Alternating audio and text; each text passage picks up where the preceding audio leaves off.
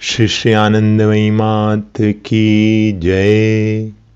I have just now referred to the incident of my living on 3 grains of rice per day for 4 or 5 months.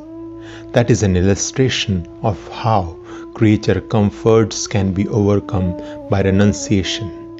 I have not had that sort of renunciation which you understand by the term in its ordinary sense.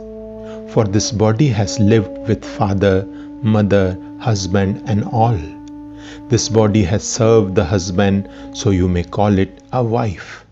It has prepared dishes for all, so you may call it a cook. It has done all sorts of scrubbing and manual work, so you may call it a servant. But if you look at the thing from another standpoint, you will realize that this body has served none but God. For when I served my father, mother, husband, and others, I simply considered them as different manifestations of the Almighty and served them as such. When I sat down to prepare food, I did so as if it were a ritual, for the food cooked was after all meant for God. Whatever I did in a spirit of divine service. Hence, I was not quite worldly. Though always engaged in household affairs, I had but one ideal, that is, to serve all as God, to do everything for the sake of God. At that time, I lived as one who had taken a vow of silence. I found enough time at my disposal even after the completion of all my household work. Usha lived near our house. She used to read out the Mahabharata at noon. One day I went to hear it. She handed over the book to me for reading. I took it in my hand but could not read because at that time God's name always bubbled out of me as from a spring. Somehow it got itself tacked to my natural respiration. Hence, I found that any attempt to read the book only resulted in my suffocation. Moreover, you have some idea as to the range of my literary attainments. In order to read, I had to spell through every word. When I attempted to read, I found that I could not take in 2 syllables at a time. Suppose I was to pronounce Ami. I could pronounce A, all right.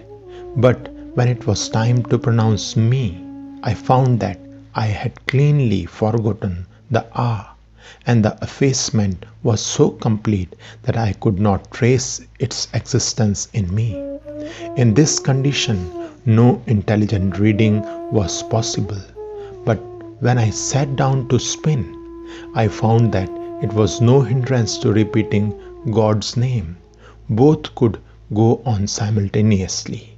I have spun a good deal of yarn when I was at Bajitpur. I myself prepared a towel and with the help of a weaver a pair of dhotis with my hand-spun yarn. At this stage, a lady remarked, "Ma, once I have seen you singing and weeping." Mataji, there is nothing uniform with this body. Swabhav, nature takes her unhampered course. The singing and weeping you mention are possible at a certain stage of sadhana. Suppose I sat down to sing. At that time, my idea was that it was through God's grace I was uttering His name. As I went on repeating the name, another idea took possession of me, and I thought, alas, I am praying so fervently and for such a long time, yet God is not revealing Himself to me.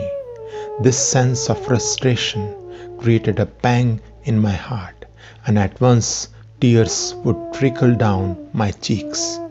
These are, of course, stages of ignorance, for with the dawn of knowledge, prayers and sadhana cease.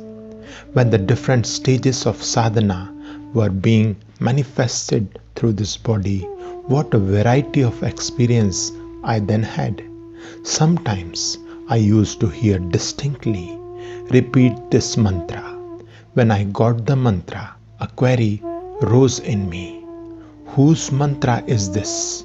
At once the reply came. It is the mantra of Ganesh or Vishnu or something like that. Again the query came from myself. How does he look? A form was revealed in no time. Every question was met by a prompt reply, and there was immediate dissolution of all doubts and misgivings. Sri Sri Anandamayi Mat Ki Jai.